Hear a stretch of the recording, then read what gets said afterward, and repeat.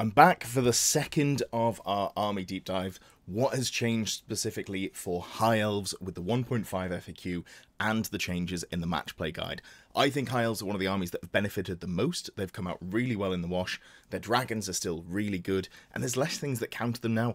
And they've got plenty of options. You can actually run bricks of infantry and core, which I think is really interesting, and we're going to break that down.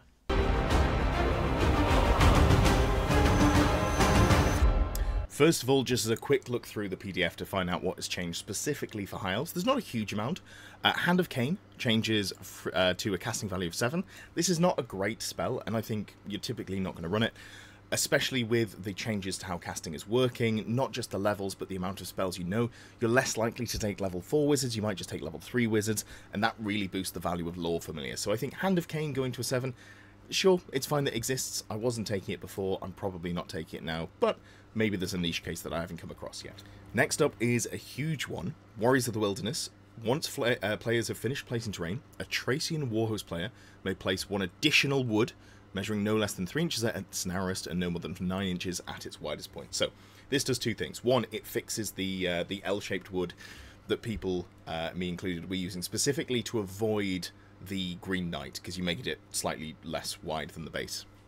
However, it also clarifies that you actually get a wood. Previously, it was actually just a bit of terrain. It wasn't technically a wood. It didn't clarify what it was meant to be. So here, we've got a wood. Woods are fantastic. It makes the Thracian Warhost list quite good at scoring, because you're able to put a wood out near one of the objectives.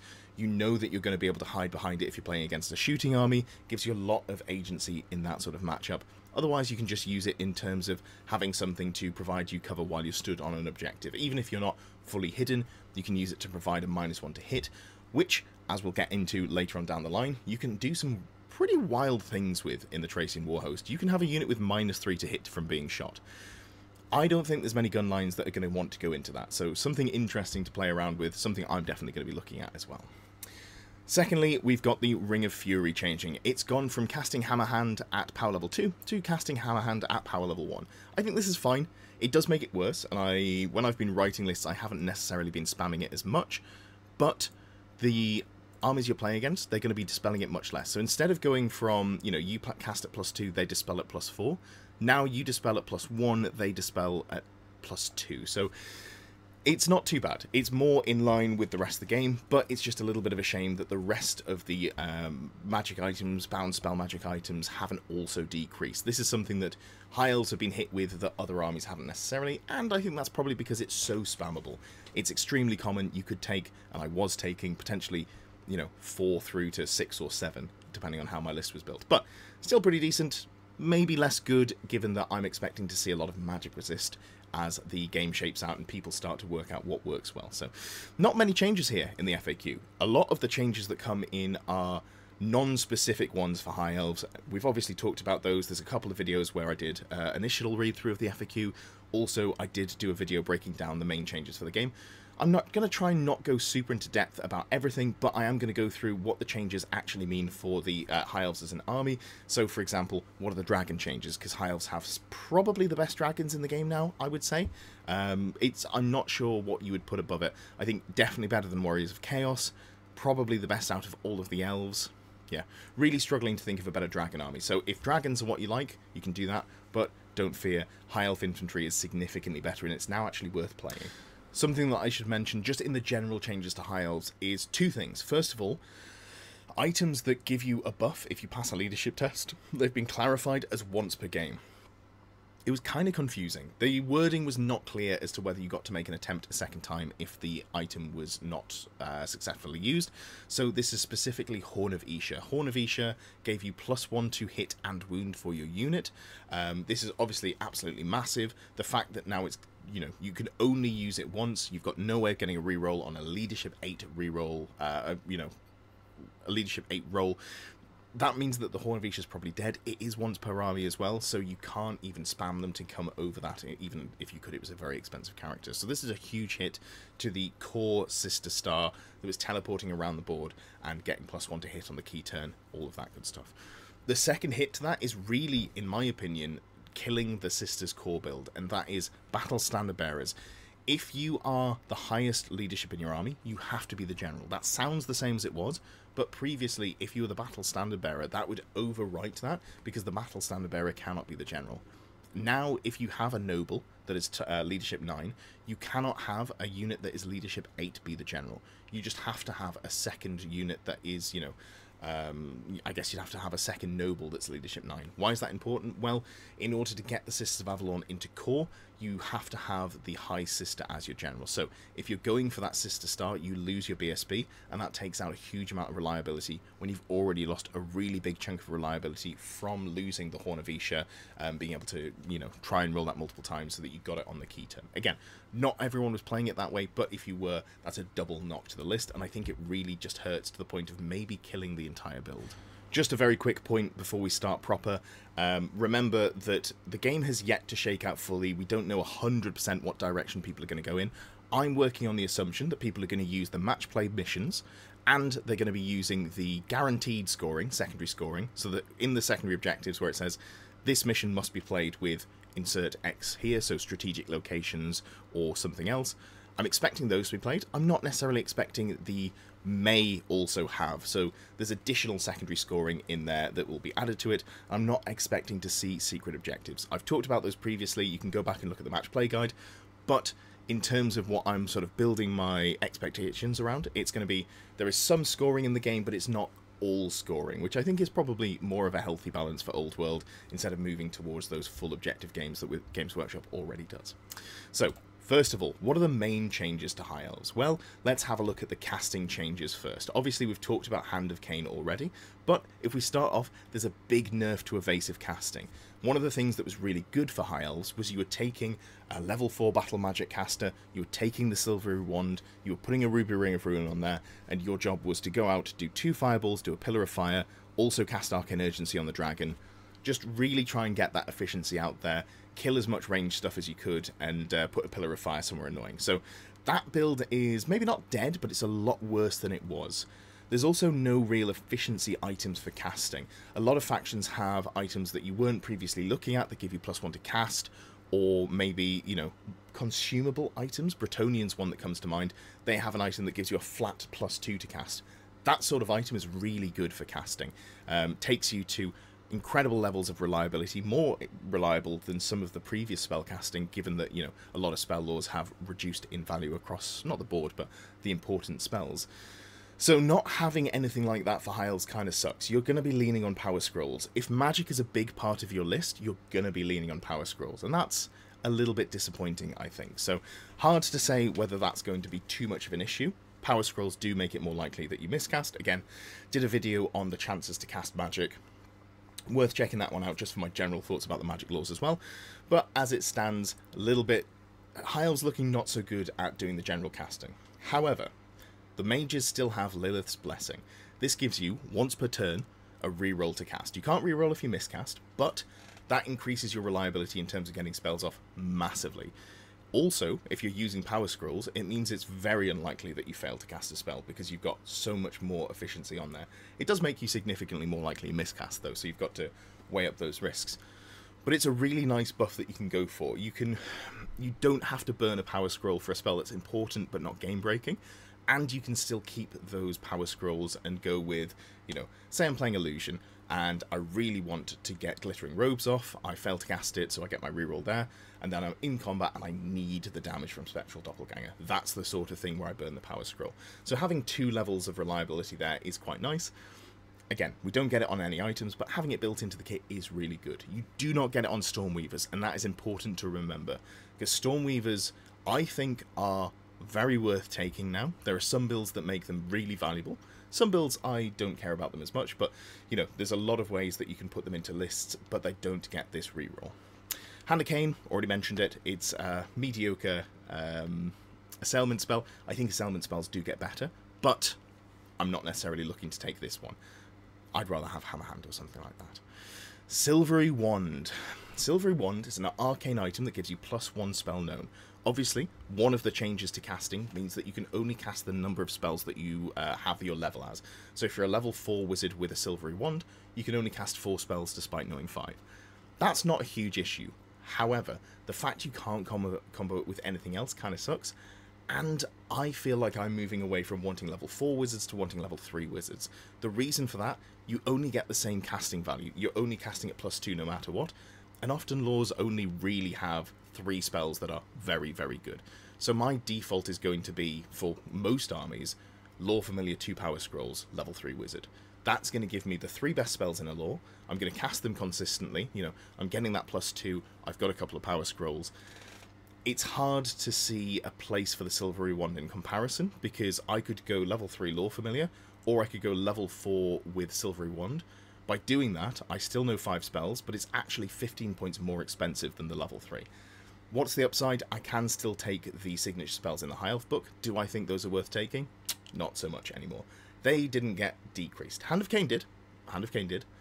The one that I really like, and I think would have been incredible in this meta if it got a bit of a decrease to cast, probably a -2, honestly.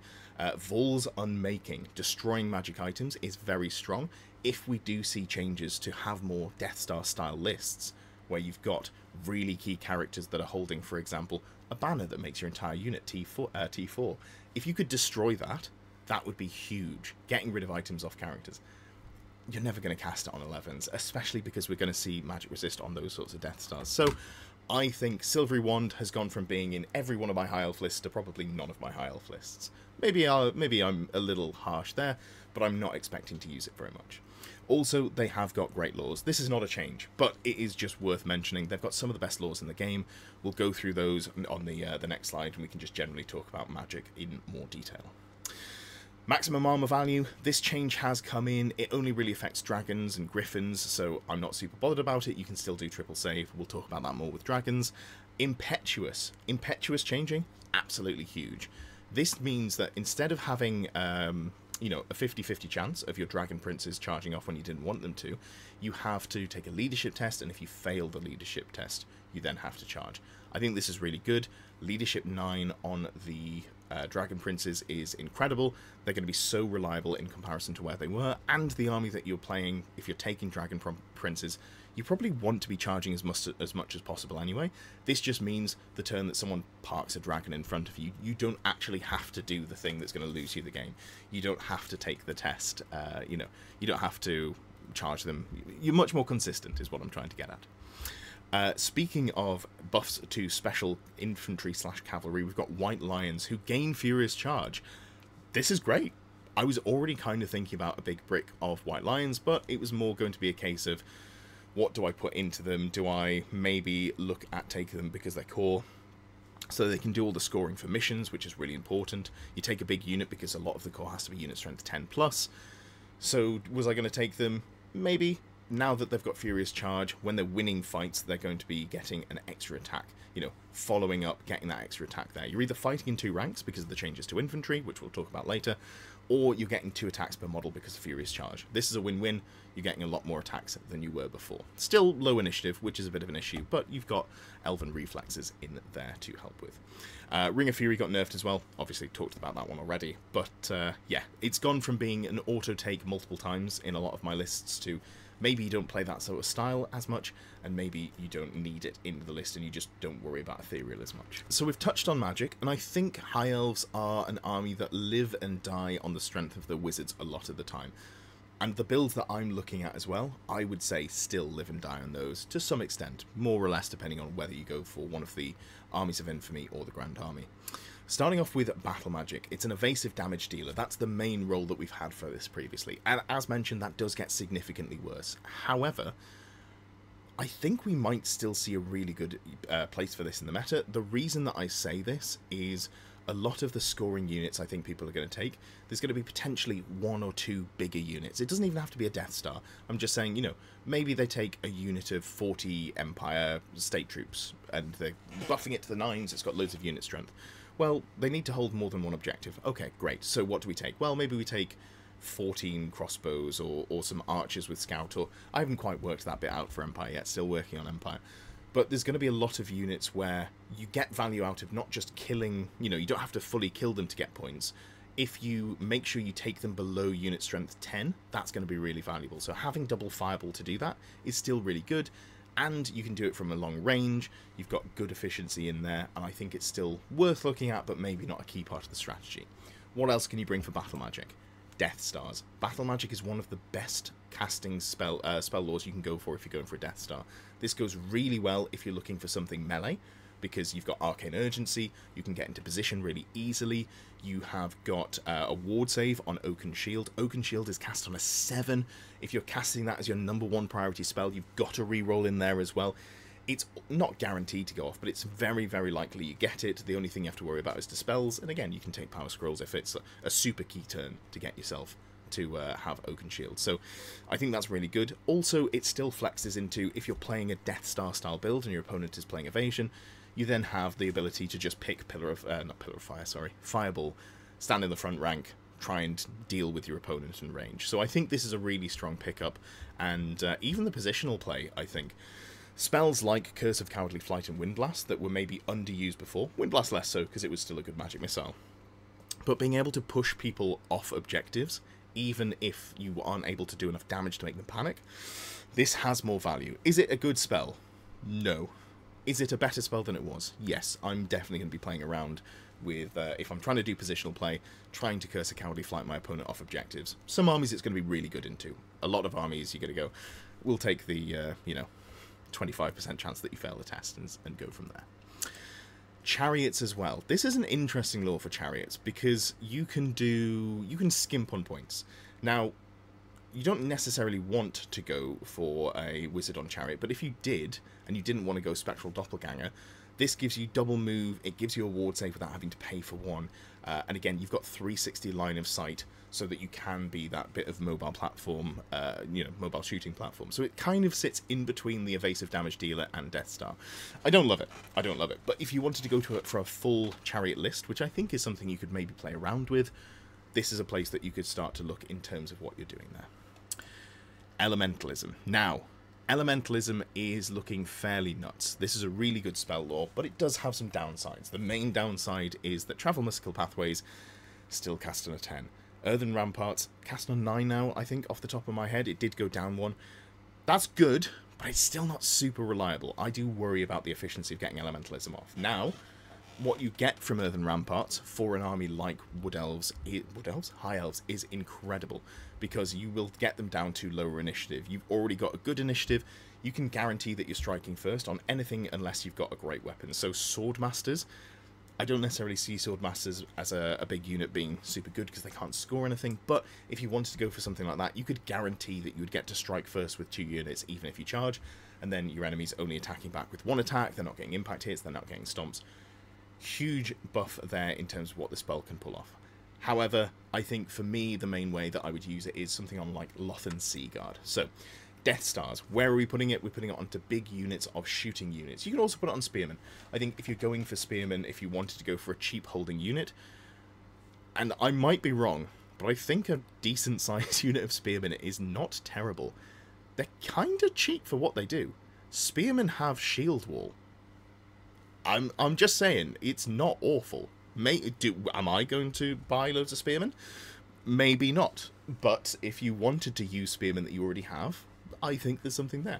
I do like Lothan Seaguard, though. We'll get more into that as we talk about lists and list design for various different Arcane Journal, Army of Infamies, whatever. But yeah, so Elementalism, I think, is perfect on a shooting Death Star. Plague of Rust, really good to get those warbows and longbows up to AP2, effectively.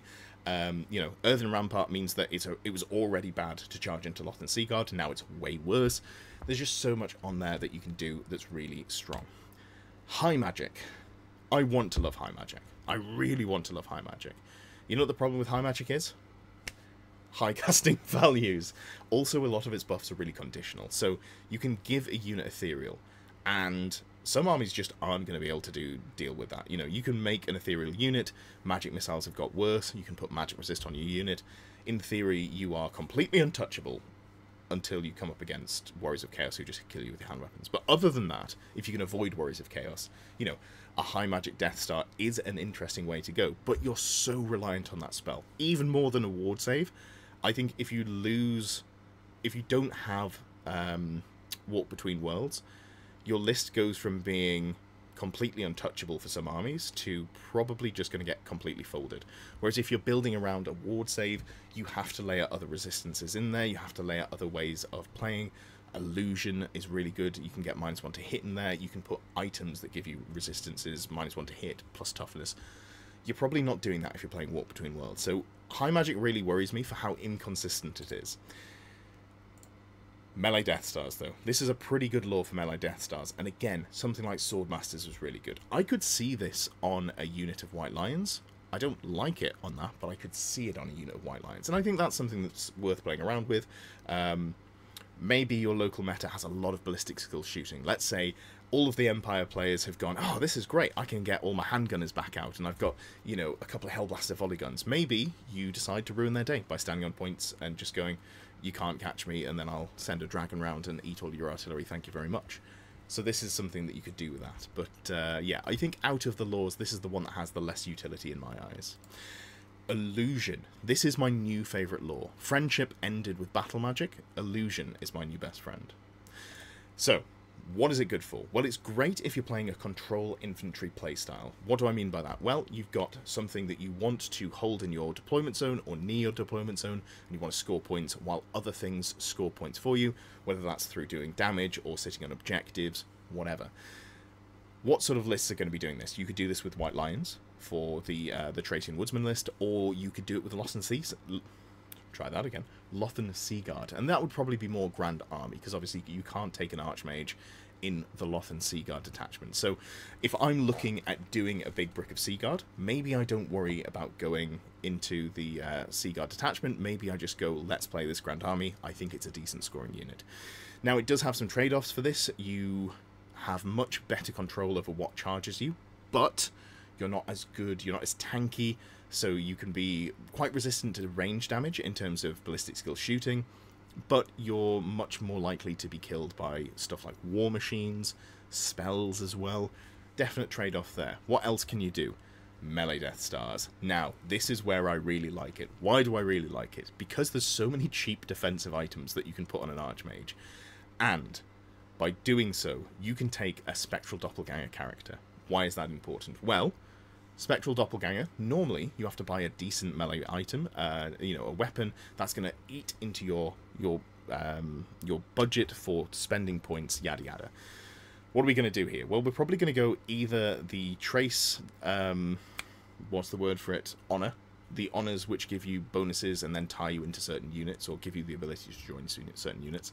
You're either going to go Heoth or Trace. If you're going Heoth, and again, I will say that I'm not in love with the idea of taking a big unit of Swordmasters, but you can just take the Heoth honor and you can put it into a unit. So, for example, you could just go into, I guess it would have to be Spearman. You do have to be a different setup if you want to go into Seaguard.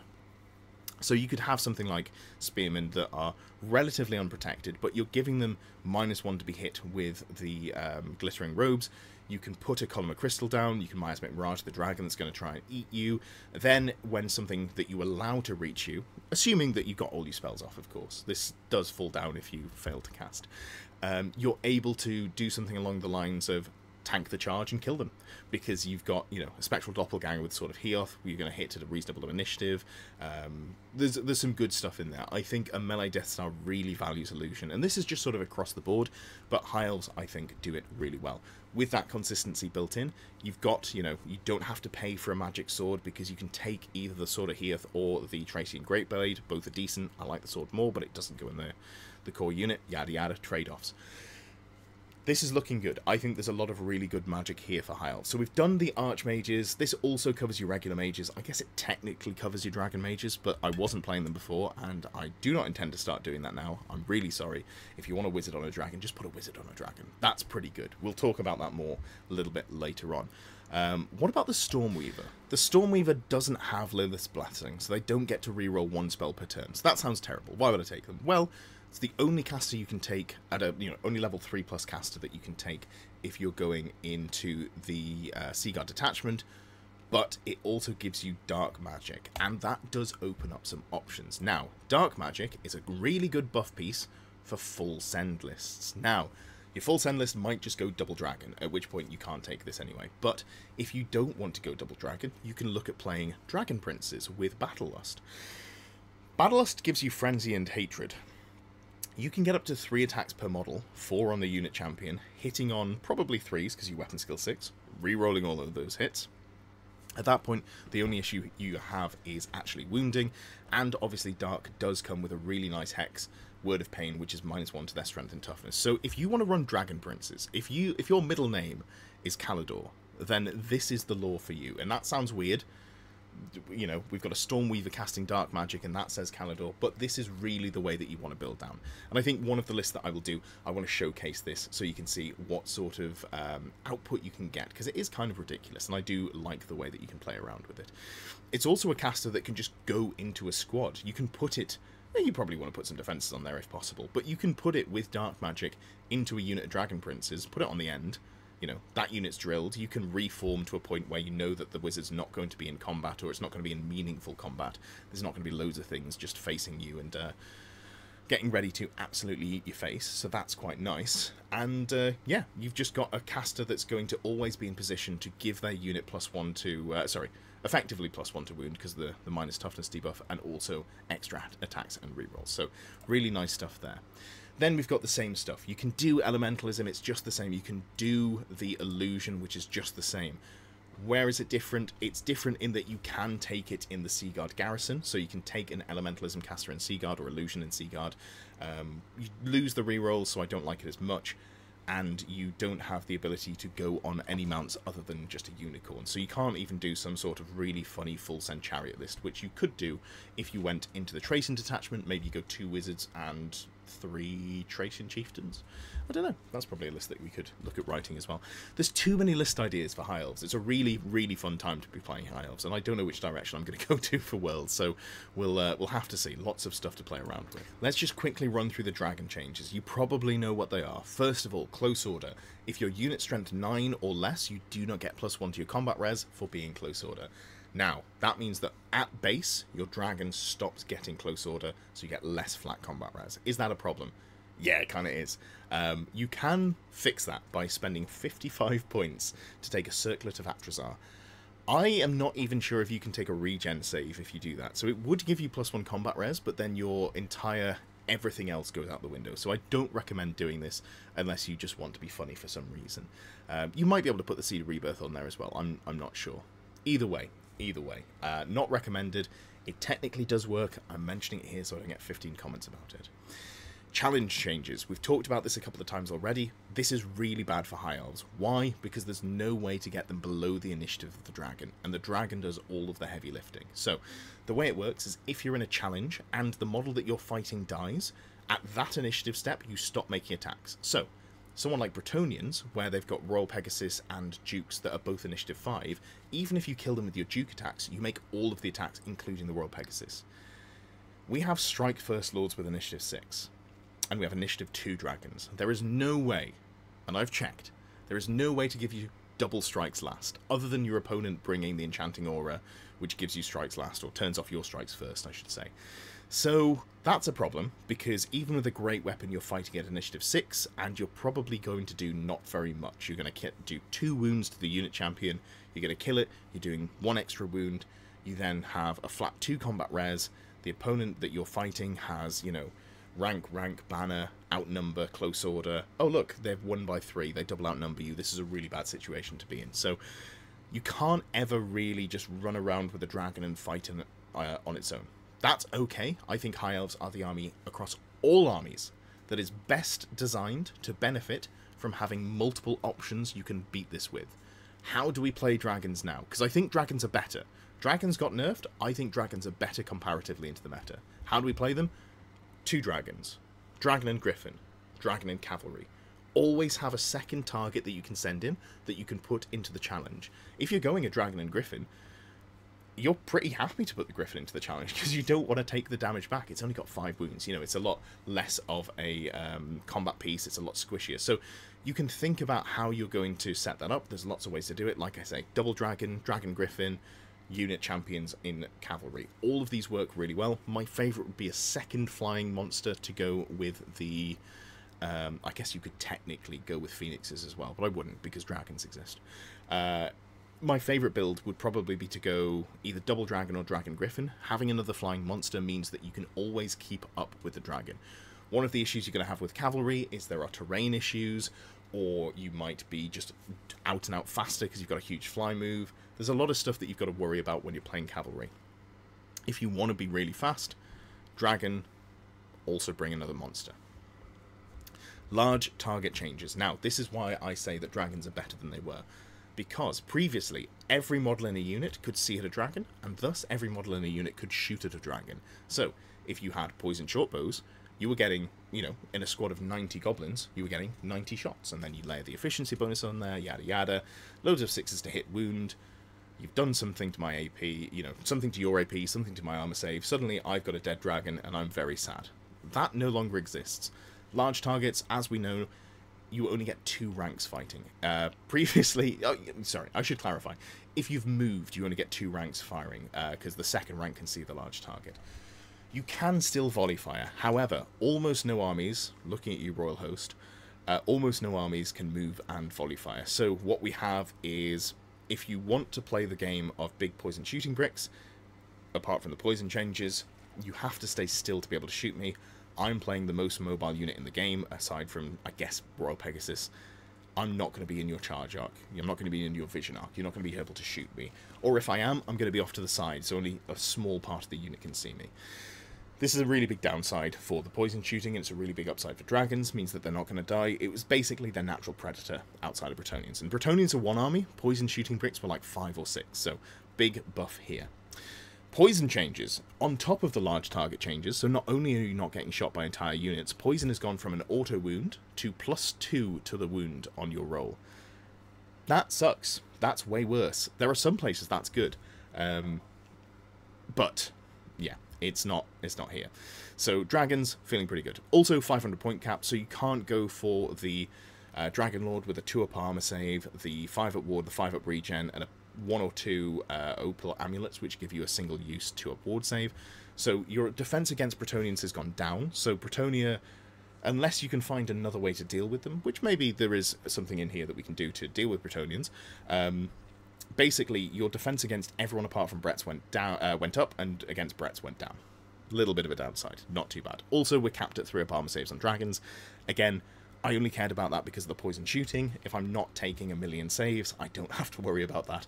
I will run around with a 3-up armor save very happily. That's not a problem for me. Ah, one other thing that I forgot to mention. You can have multiple dragons with triple saves. Great.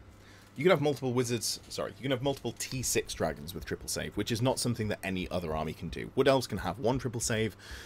You can have triple save twice for Warriors of Chaos, but both the dragons are T5.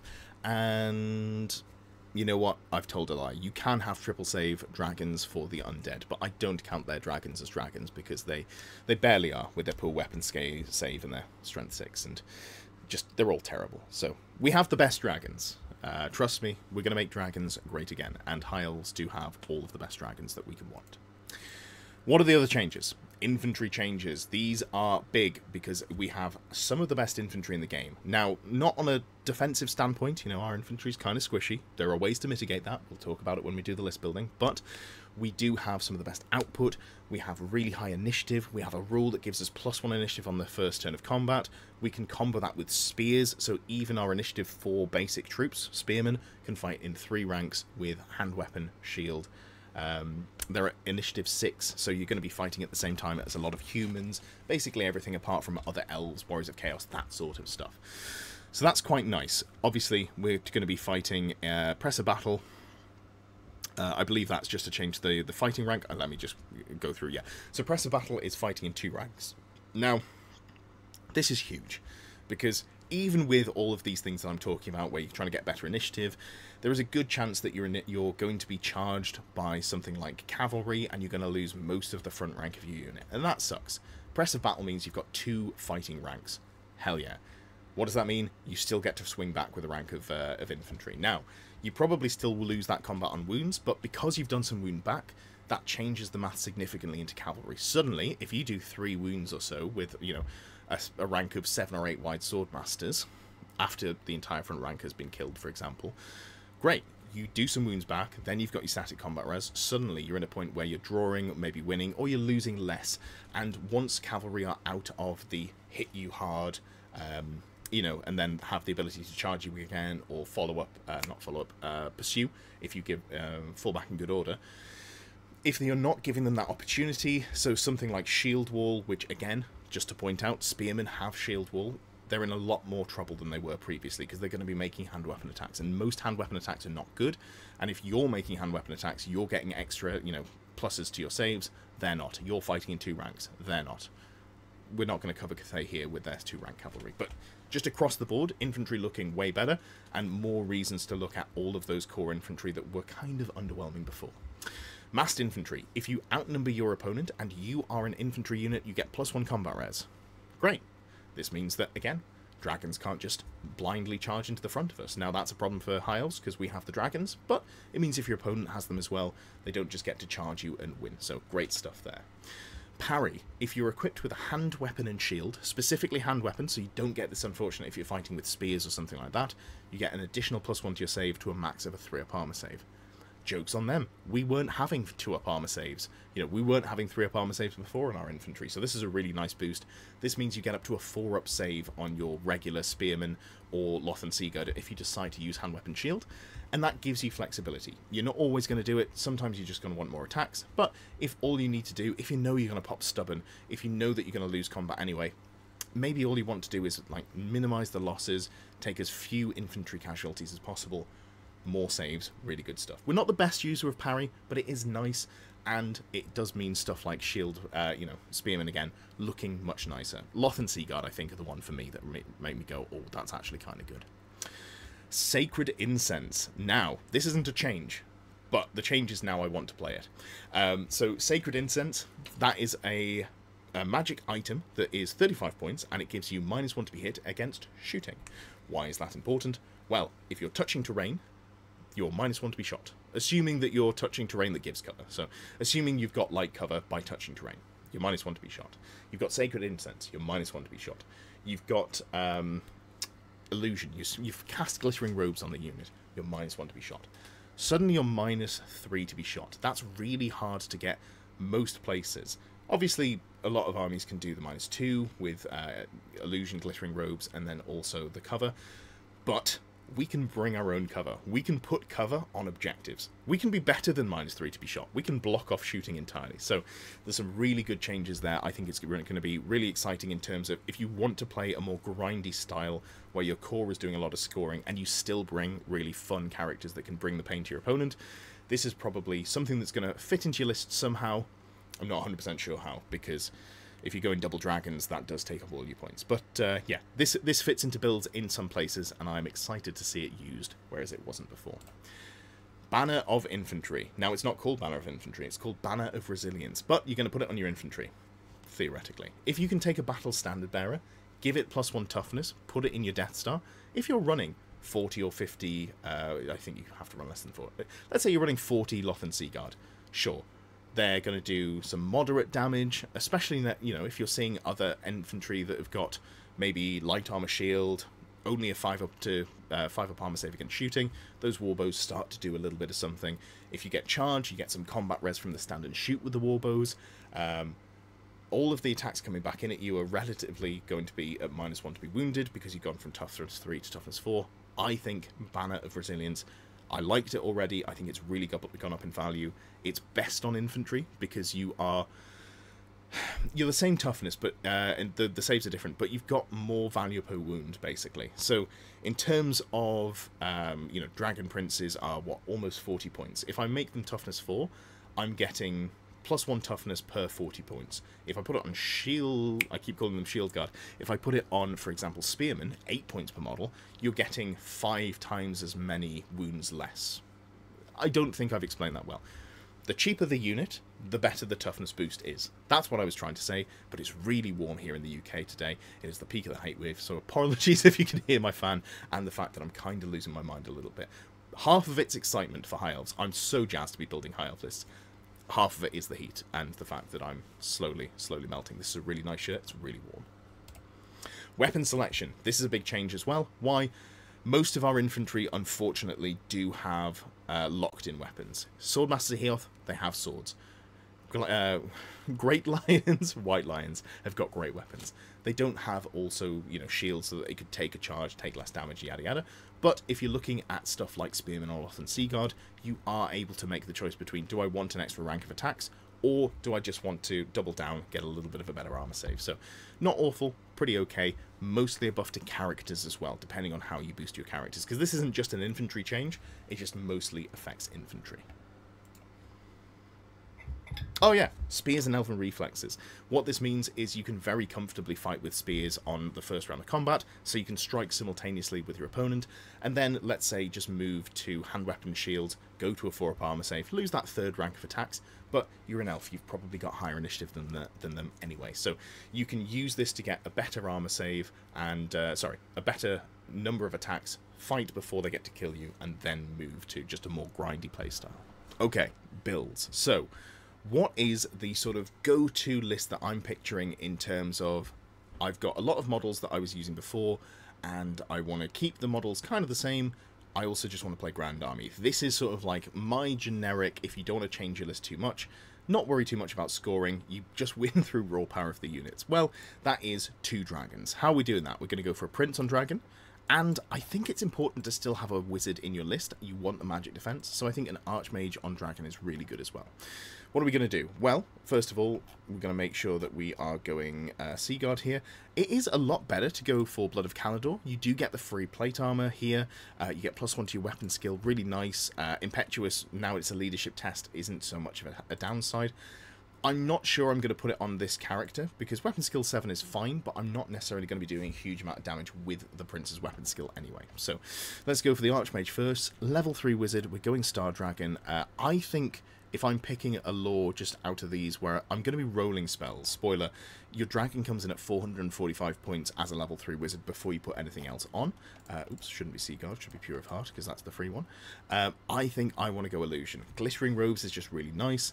It's not amazing on dragons, but it does counteract the fact that you do only have weapon skill 4.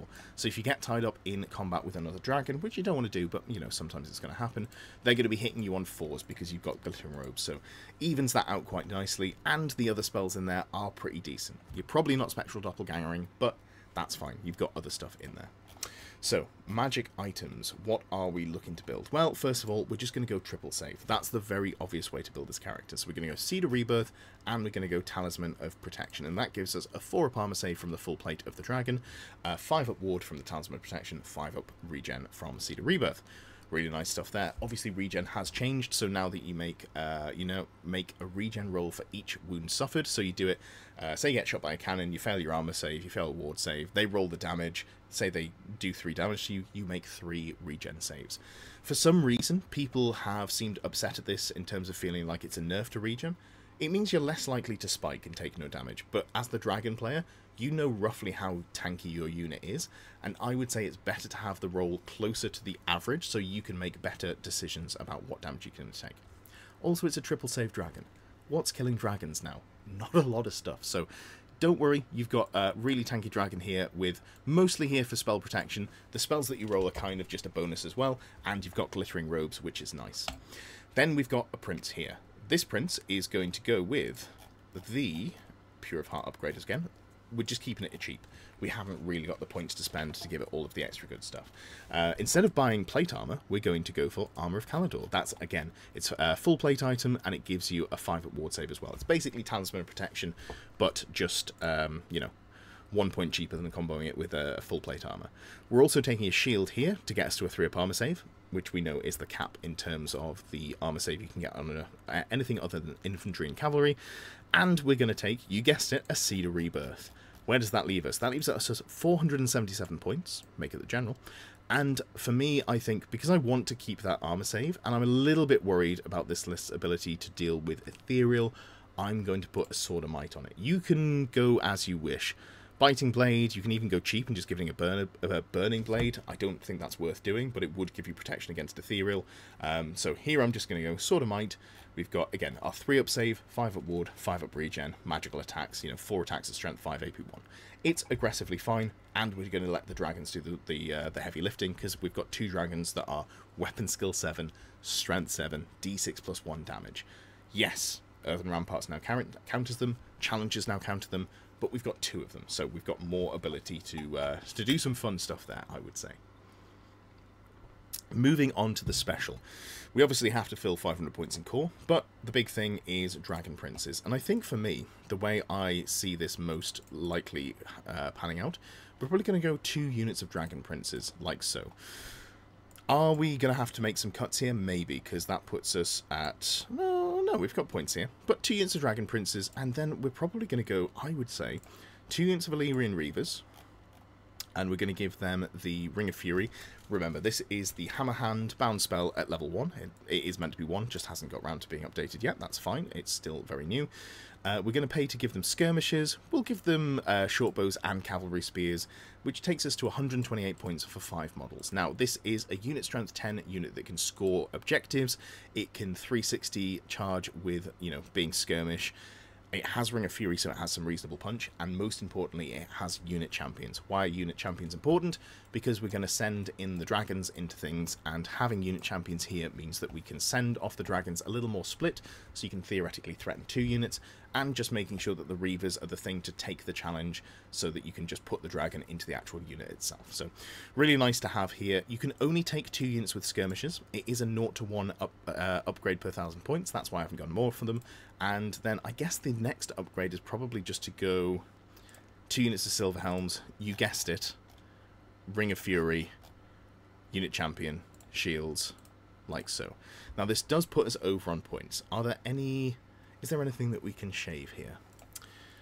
You know what, we probably just lose the short bows, because I think they're not realistically going to do much shooting, and then we're 16 points over. So we do have to lose something, and given that we've got... It's a little bit hard to lose some points here. So, okay. Again, this is just sort of like a baseline idea of a list. Feel free to tweak it if you like this idea as much as you want. We're going to downgrade the Sword of Might to a Biting Blade. A little bit worse. Strength 4, AP2, Armor Bane 1.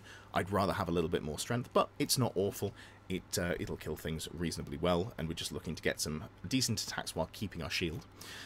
Then we're going to drop the Musicians on both of the Dragon Princes. They come with Drilled, so you can always march, which means that Musicians lose a little bit of utility. You still like them because they have the rule that gives them plus, if you're in a tied combat, you get an additional +1. But it's not going to matter too much. Really, we're hoping that the Dragon Princes are going to be here to do huge amounts of damage. This is going to be the unit that we're looking for to punch out, have a unit champion so it can go in with a dragon and soak the challenge, but, we're getting 13 attacks from this unit. We're getting some horse attacks as well, which, they're only strength 3, weapon skill 3. That's not super exciting, but it's just volume. This is a list that can probably deal with undead. You've got a wizard, so you can try and dispel their ability to lower your leadership. You can position, so you can get multiple units into that graveguard. You can punch real hard.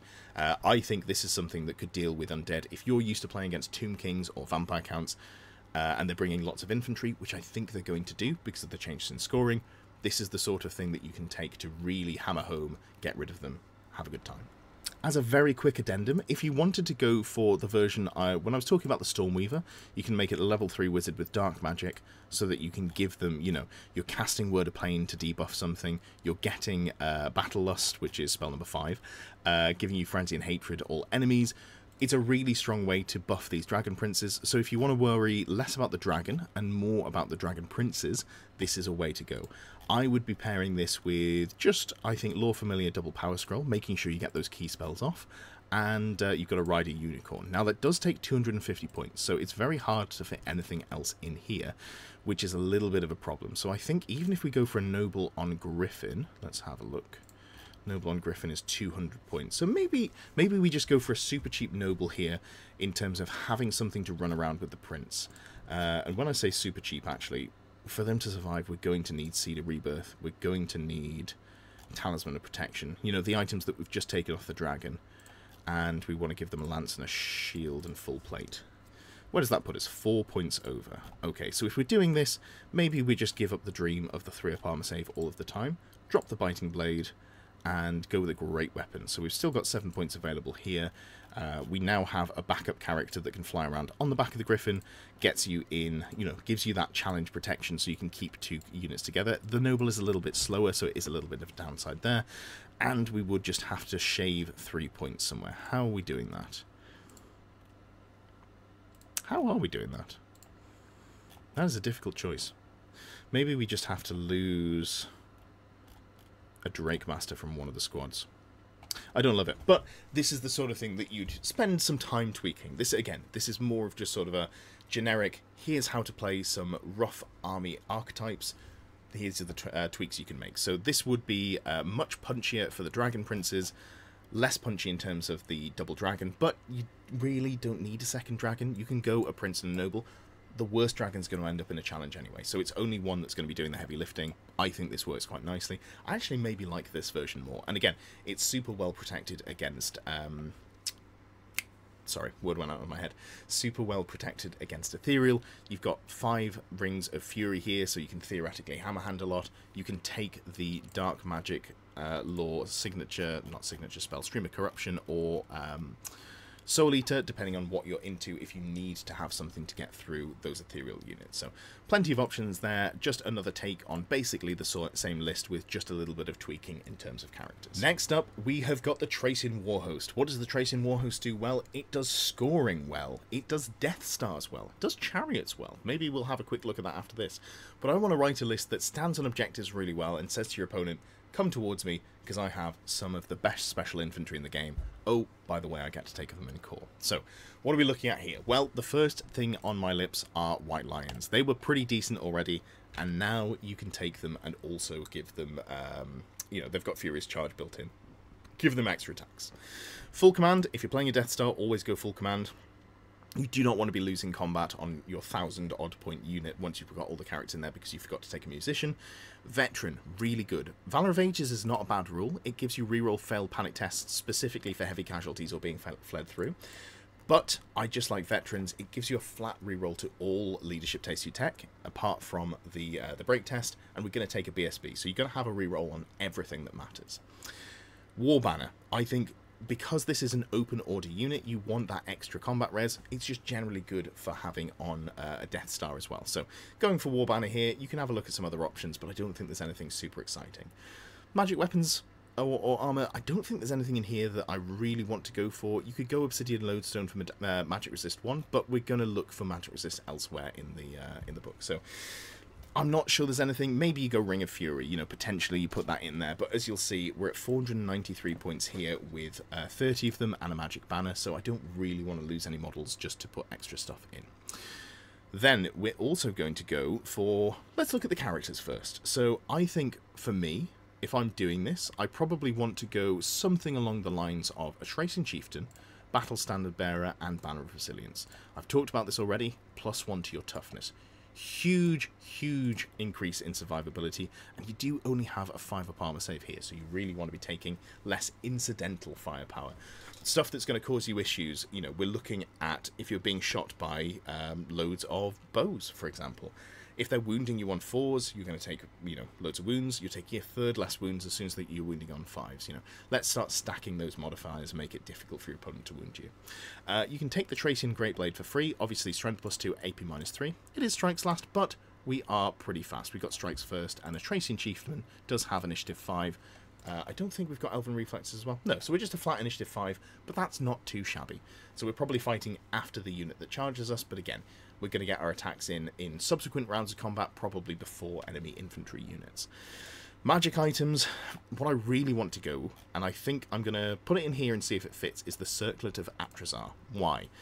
You get +1 wound, so you get to a 4th wound. You also get +1 toughness if you're infantry or cavalry. Why is that good?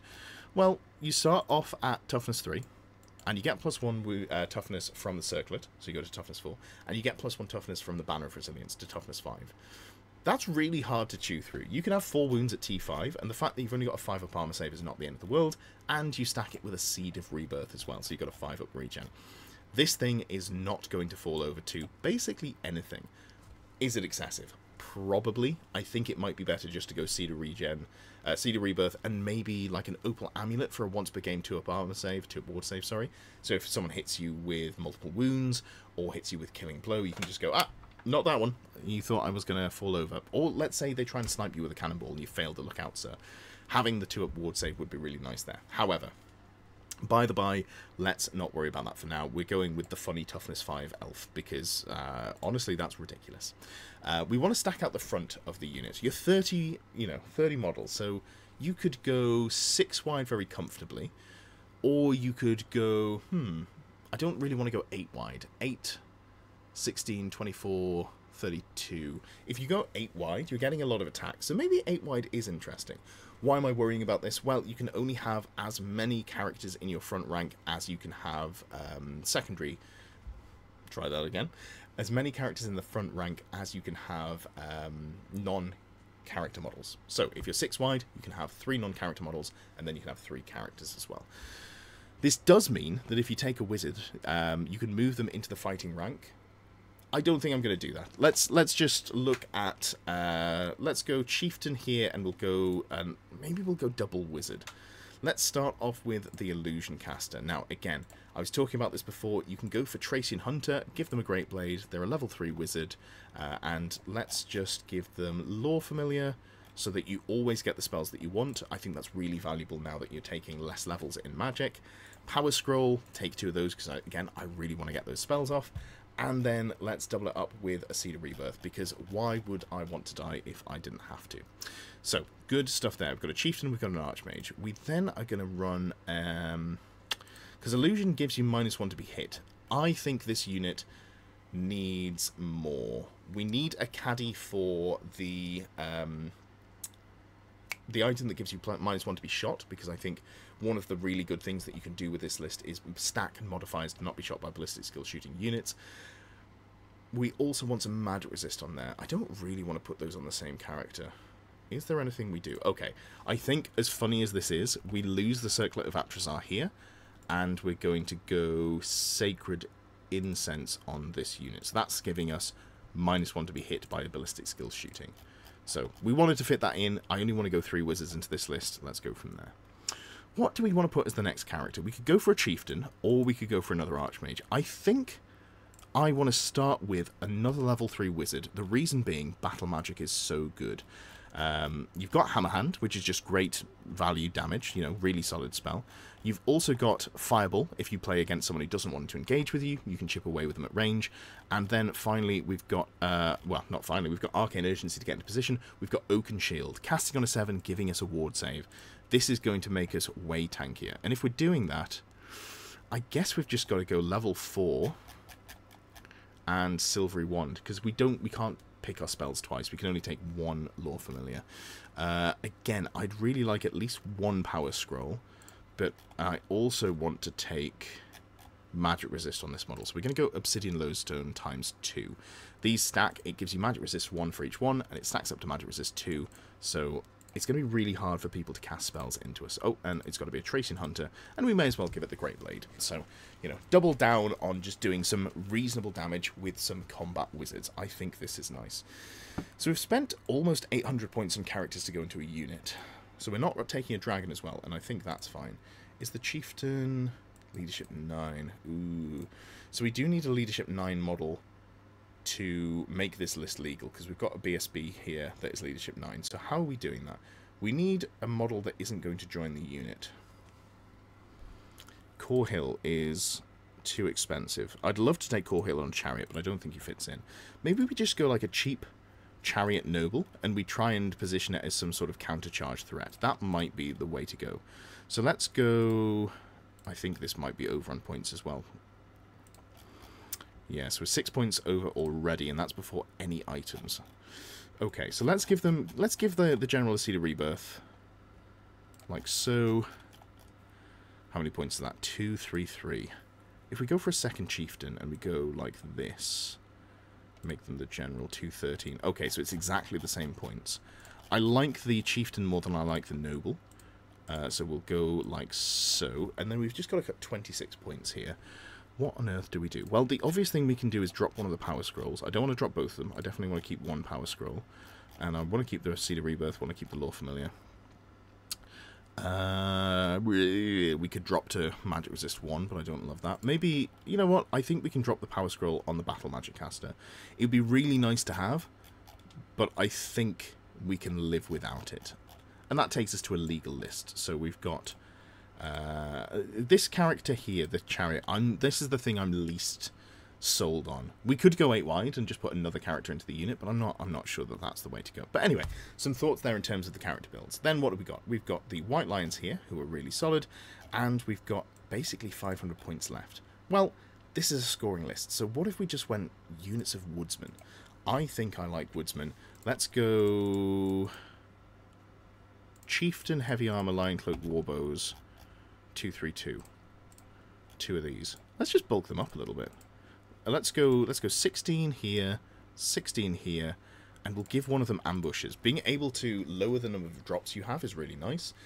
This is theoretically a 3-drop list in that you drop this unit, you drop this unit, you drop your characters, this one's in ambush. So you're near guaranteed to get the +1 to the roll-off, so you get to choose who goes first.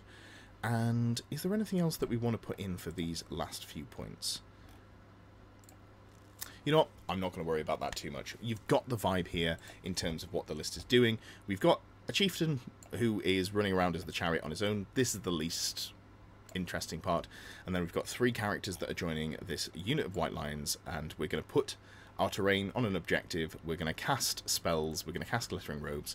We're going to stack negatives to be hit, and you can just be -3 to be hit and stand on an objective. Is this any good? I have no idea. I really, truly have no idea. But it's fun. I am curious to see how it works. So maybe I'll test something like this. This is a... Yeah, this is an interesting one. I think I want to try something like this and maybe release a battle report in a week or 2. Get back to me on that one. We'll see. Finally, we've got Lothern Seaguard, and we are building this within the Seaguard detachment. Do I think this is the best way to do it? No, I think Grand Army is probably better. However, it would be a shame not to build a list for the detachment. So let's go from there, see what we've got. Well, in my mind, the first thing we're going to do is we're going to take all of the upgrades on Lothern Seaguard. We're going to take, again, the War Banner, just really nice to have. Probably nothing on the unit champion, or maybe we go Ruby Ring of Ruin. Not Ruby Ring of Ruin, sorry, Ring of Fury. We'll come back to that one. And how many can we fit in a squad? Is it 40? No, it's not even 40. 35. Okay, 35 elves is still quite a lot. So then we're going to look at supporting them. How do we want to support them? Well, this is probably going to be less of our army, so I'm less worried about taking it and having it be the only thing that we've got. Ship's Company. Oh, Shadow Warriors. We can take 2 units of Shadow Warriors. I think we're going to fill up the rest of our points with Shadow Warriors. Why? Well, you can give 1 unit ambushes. I believe this is a rule that you just get for being in the detachment. Let me just double check that one here. Yes, absolutely. You can get ambush across the board, not for free, but you know, you get drilled here for free on 1 unit per 1,000 points of Seaguard. You get just 1 unit of unit strength 10 Shadow Warriors or less gets the Royal Ambushes, and I really like that. So, what are we doing? First of all, we're going to take 10 Shadow Warriors and we're going to give them ambushes. Then we're going to do the same thing, and this time they can't have free ambushes. They can have ambushes for 1 point. So again, we're really hammering down on, we've got the potential of going low on drops. We can get that first turn semi-guaranteed, and we've got some agency to do so. We can hold objectives. And Shadow Warriors, well, ambushes with scoring, I think are really solid. You can come onto your opponent's objective quite easily. You can look at dealing with their baggage cart or cabbage cart. You know, just having ambushing core scoring units is really nice to have. Shadow Warriors generally, I'm not super in love with. You know, they're ballistic skill 5, which is really nice, don't get me wrong. So you've got a decent stat line here. You've only got 1 attack. They only come with hand weapons, longbows, light armor, so at least they get a save. But they just don't have anything that's super good in here. They have loads of rules, evasive and fire and fire and flee, incredible, but they just don't really kill anything. So I guess they're an skirmishing shooting unit because they've got such good ballistic skill. Basically, I'm taking these because they're ambush. That's the main thing. I don't think we can give Ship's Company ambush, can we? No. Okay, if you could, I absolutely would, but I'm happy just to leave it as such for now. Although we may come back to Ship's Company because they're real cheap for what you get. Moving on, what else do we want to put in here? Well, we can go, and let me just double check that I've got this right. You can go any number of Lothan Skycutters in special, so that means 3, and we can go Illyrian Reavers. Okay, so I think realistically we're just looking at Lothan Skycutters and maybe Eagle Claw Bolt Throwers. Now, you might think Eagle Claw Bolt Throwers, I must be mad, and maybe I am, but this is a sort of ranged pressure list, so I think we're going to start with 2. In fact, no, we can take 3. Let's go for the maximum. Let's just put as much range damage down range as possible. So, because War Machines get dropped at the same time, these 3 models, they count as 1 drop. We're taking 2 Lothan Skycutters, and you can take 0 to 1 per 1,000 points with Ambush for 10 points. We're going to take 2 of those. We may put a 3rd one in, but I don't want to increase our drops too much, because right now we've got a 2-drop army, which means you're not guaranteed. You're almost guaranteed to get the +1 for the roll-off. So you can still misroll, but you've got a significantly increased chance of getting the first turn if you want it. What do we go on top of that? Well, I think this is where we probably start putting in a Shia Vess, who does have some really nice rules for Lothan Seaguard. She has got precision strikes here. Lothan Seaguard specifically get AP1 on all of its weapons. So, what are Lothan Seaguard equipped with? They're equipped with thrusting spears, which are generally not great, but they get fight and extra rank, and they get +1 initiative, so you can have AP1 spears. You can have AP1 hand weapons, which means you can stand with your shields, get the +1 to your armor save, still have 2 ranks of hand weapons at AP1. Admittedly, only strength 3, but you know, you take what you can get. And also the war bows. Strength 3, AP1 volley fire weapons. And, of course, the reason that we really like Lothan Seaguard is because they've got naval discipline. They can stand and shoot at all times, no matter how close your opponent is. You then make a free redress the ranks maneuver, after which you hold. So it's just... You actually are going to get some combat res. You're going to be able to reposition. You can only do it if the characters inside have the same upgrades as you, but it's really nice to have. Redress the ranks means that you add models or take models away. So you can go quite wide, and you can go, you stand and shoot, and you've got, say, on a hill, so you get 2 ranks that get to shoot. Great stuff. Then you redress the ranks, you take 5 models from the frontage, and you make yourself twice as wide, or twice as deep in terms of making sure you get combat res. So really nice stuff there in terms of just having a flexible unit. We can also add on top of it, and I don't know that we'll do it, so Shia Vess is leadership 9, she's going to be the general. We can also add on top a Seaguard Garrison Commander. Now, this has the rule Accomplished Archers. What does that do?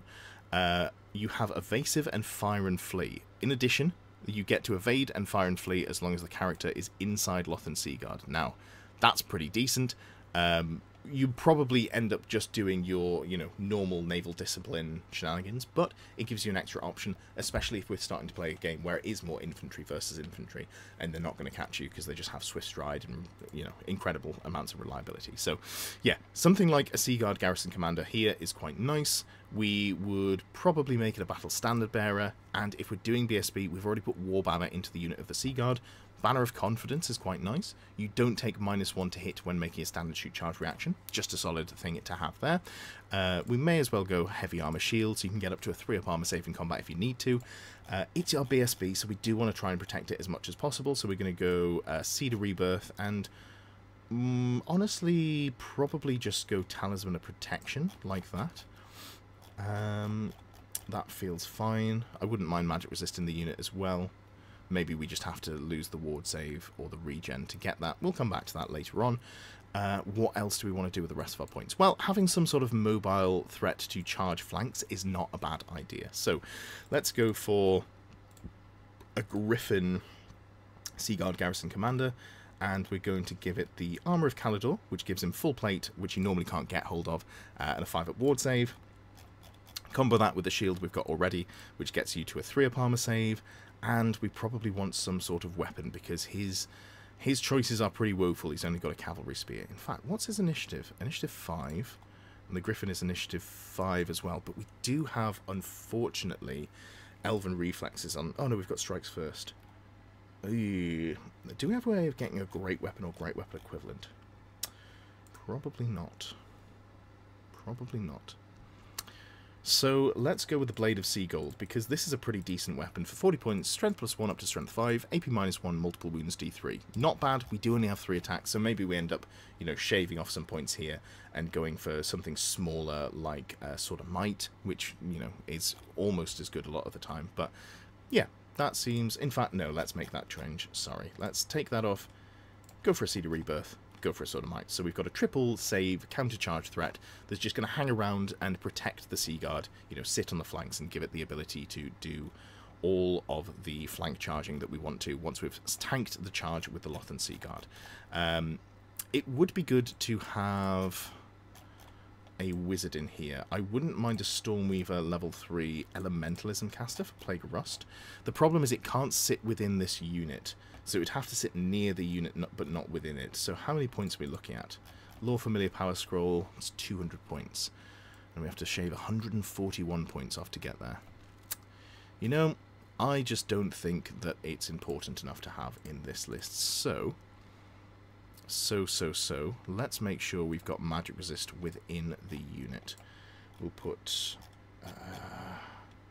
we're going to lose the Talisman of Protection on the BSP, which is a shame, because it was nice to have, but we're going to give it a Spell Eater Axe, 5 points cheaper than the, you know, build that we were going with, and it gives us magic resist too. We do lose the ability to have the additional armor save from hand weapon shield there, but I think it's... no, I don't think it's better. Really just wanted to save 5 points. Okay, no worries. 2 Obsidian Lodestones, Seed of Rebirth, and we'll go for a Charmed Shield over a regular shield. That's probably as defensive as we can go. And that leaves us with only 40 points to spend. We've already got all of our stuff here, and I guess the unit that we've paid for having Ambush, we'll just give it 2 more models. And is there anything else that we want to go for upgrades here?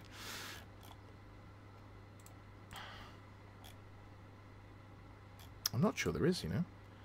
I feel like we've filled this out quite nicely. We can give a longbow to both of our Sea Guard Garrison commanders. Not much of an upgrade, but an upgrade indeed. That takes us to the end of the list building and just the general video for what I think High Elves are going to look like. I'm really interested to see how the infantry work on the table. I think they're looking a lot better than they were. There's a lot of support for them in High Elves as well. And I think Trace is looking to be maybe the #1 way to play High Elves. I'm not 100% sure on that, but I do have a feeling that those White Lions are going to be pretty nasty if they can get tangled up in combat. So as long as we don't see just a full cavalry meta again, White Lions looking like they're going to be real tasty. Thank you for watching. Thank you for getting to the end of the video. If you've reached this point and you haven't already, I would really appreciate a like, a comment, a subscription if you haven't done those things. It just helps me get seen by more people, boost me up in the algorithm, all of the stuff that the YouTubers do like to say. If you would like to support me in my goal to become a full-time YouTuber, I would absolutely appreciate that. You can become a member below. There are various perks to those, name at the end of the videos, all that good stuff, but it also unlocks some VIP areas in Discord if you become a Longbeard or Ground Knight tier supporter. Those VIP sections are the only parts that are locked away in Discord. You don't have to be a member to join the Discord. I'd recommend that you should. We've got about 450, 500 people on there. It's a great place for discussion, a lot of fun.